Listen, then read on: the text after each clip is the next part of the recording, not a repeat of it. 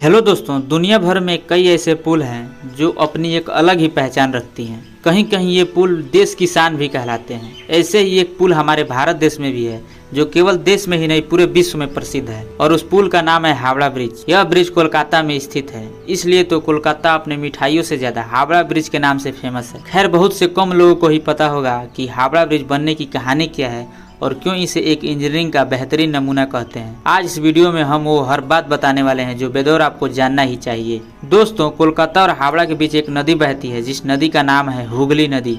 बता दें, एक ऐसा वक्त था जब कोलकाता और हावड़ा के बीच कोई पुल नहीं था। तो जब लोगों को कोलकाता से हावड़ा जाना होता था या हावड़ा से कोलकाता जाना होता था तो उस समय नाव ही एकमात्र जरिया था। सन 1871 में बंगाल सरकार द्वारा हावड़ा ब्रिज अधिनियम पारित होने के बाद सन 1874 में सर ब्रैडफोर्ड लेस्ली ने हुगली नदी पर लकड़ी के पुल का निर्माण कराया। इस पुल को बनाने में कुल 22 लाख रुपए खर्च आया था। इसके बाद जब 1906 में हावड़ा स्टेशन का निर्माण हुआ तो लोगों की आवाजाही दिन प्रतिदिन बढ़ने लगी। लोगों की बढ़ती जनसंख्या को देख बंगाल सरकार ने फ्लोटिंग ब्रिज यानी तैरता हुआ पुल बनाने का फैसला किया, लेकिन तब तक पहला विश्व युद्ध शुरू हो चुका था। इसकी वजह से काम शुरू नहीं हो पाया। इसके बाद सन 1922 में हावड़ा ब्रिज कमीशन का गठन जारी करने के कुछ साल बाद टेंडर जारी किया। तब जर्मनी के एक फर्म ने सबसे कम पैसे का टेंडर भरा था, लेकिन उसी समय जर्मनी और ग्रेट ब्रिटेन के आपसी संबंधों में तनाव होने के वजह से जर्मनी के इस कंपनी को इस पुल को बनाने का ठेका नहीं दिया गया। बाद में यह काम BBJ यानी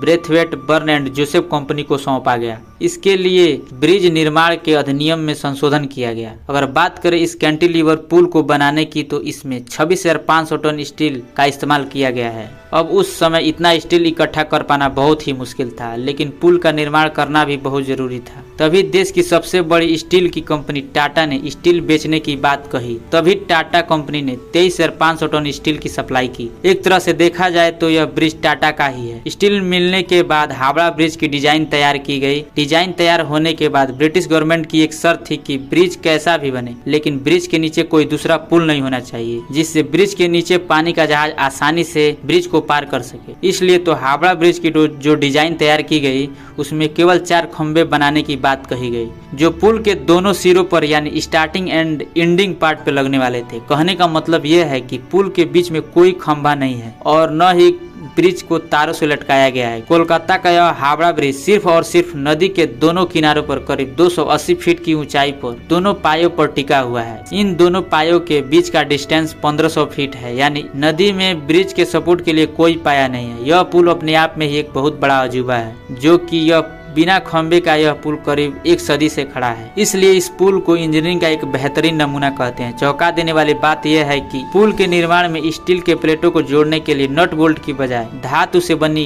कील यानी रिवेट का प्रयोग किया गया है। फाइनली इतनी मेहनत करने के बाद सन 1942 में यह ब्रिज बनकर तैयार हो गया। कोलकाता और हावड़ा को जोड़ने वाला यह ब्रिज बनकर तैयार हुआ तो उस ब्रिज का नाम न्यू हावड़ा ब्रिज रखा गया। 14 जून 1965 को रविंद्रनाथ टैगोर के नाम पर इस ब्रिज का नाम बदल कर रविंद्र सेतु कर दिया गया, लेकिन इस ब्रिज को आज भी हावड़ा ब्रिज के नाम से जाना जाता है। दिलचस्प की बात यह है कि पूरी दुनिया में मशहूर और सैलानियों के आकर्षक का केंद्र रहे इस पुल का उद्घाटन कभी हुआ ही नहीं। इसकी वजह यह थी कि उस समय द्वितीय विश्व युद्ध पूरे शबाब पर था। द्वितीय विश्व युद्ध के दौरान जापानी सेना ने इस ब्रिज को नष्ट करने के लिए भारी बमबारी भी की थी, लेकिन संयोग से ब्रिज का कोई नुकसान नहीं पहुंच पाया। इसलिए तो तय हुआ कि इसके उद्घाटन के मौके पर कोई धूमधाम नहीं होगा। 3 फरवरी सन 1943 में इसे ट्रैफिक के लिए खोल दिया गया। अब इससे रोजाना लगभग 1.25 लाख वाहन और 5 लाख से ज्यादा पैदल यात्री गुजरते हैं। ब्रिज बनाने के बाद इस पर पहली बार ट्राम गुजरी, लेकिन वर्ष 1993 में ट्रैफिक काफी बढ़ जाने के बाद ट्राम को बैन कर दिया गया। 2006 के शुरुआत में इस पुल की मरम्मत कराई गई थी, जिसमें 8 टन स्टील की खपत हुई थी।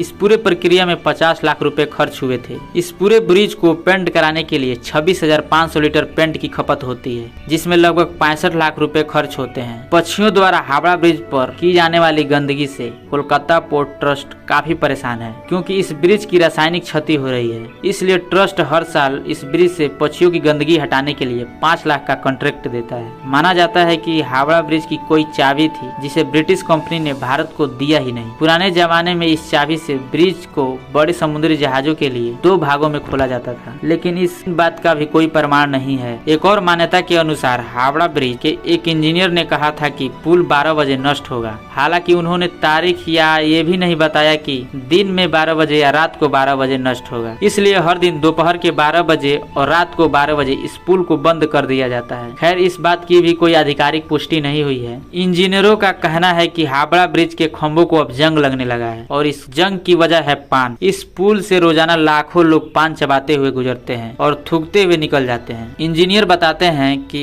जिन खंभों पर पुल टिका है उनमें से कुछ पुल की आधार की मोटाई तो पिछले 3 साल में आधी रह गई है। इसके अलावा 2005 में नदी से गुजरता हुआ एक कार्गो शिप इस पुल के नीचे से फंस जाने के कारण इस पुल की कुछ हद तक क्षति हुई। यह पुल अपने अस्तित्व को धीरे धीरे खोते जा रहा है, इसलिए हमारी जिम्मेदारी भी बनती है कि ऐसे धरोहरों को हम संभाल कर रखें। ये वीडियो आपको कैसा लगा, अपनी राय वीडियो के कमेंट बॉक्स में देना न भूलें। वीडियो अच्छा लगा हो तो वीडियो को लाइक करके चैनल को सब्सक्राइब जरूर कर लें। आज के लिए बस इतना ही। हम मिलते हैं किसी नए इंटरेस्टिंग वीडियो के साथ। तब तक के लिए जय हिंद, जय भारत।